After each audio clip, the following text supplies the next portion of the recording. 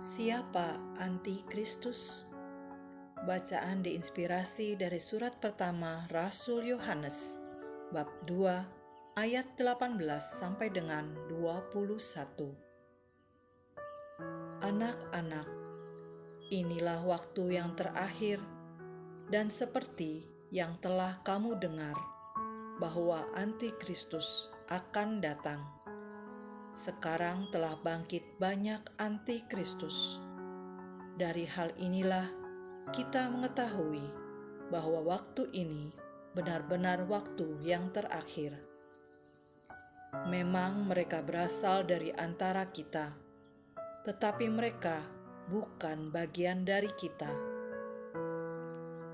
Sebab jika mereka bagian dari kita, tentu mereka tetap bersama kita. Tetapi hal itu terjadi supaya nyata bahwa mereka semua bukan bagian dari kita. Namun kamu telah beroleh pengurapan dari Yang Kudus, dan dengan demikian kamu semua mengetahuinya.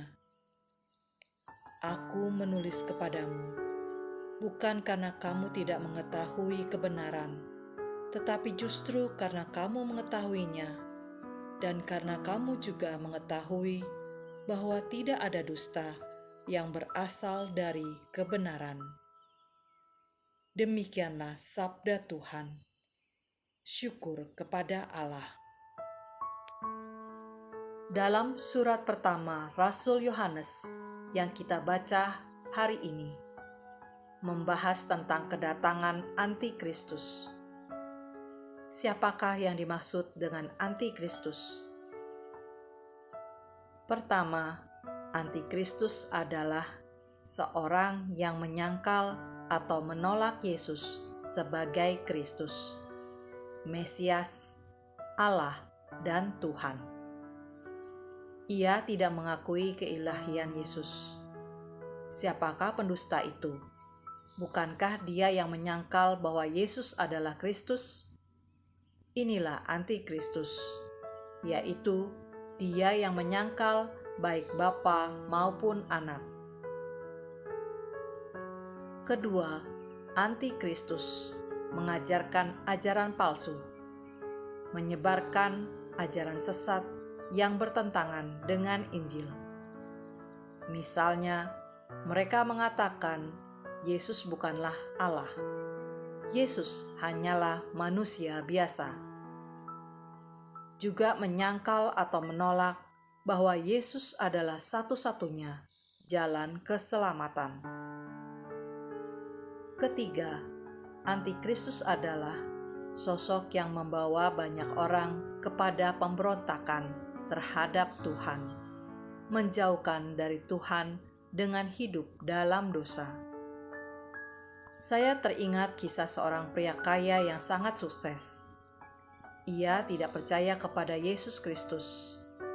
Katanya, kesuksesan dan keberhasilan saya bukan karena bantuan Yesus, melainkan hasil kerja keras dan usahaku setiap hari.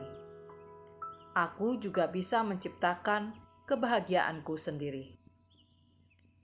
Pria tersebut menghabiskan waktunya dengan menjalani hidup dengan bergelimangan dosa.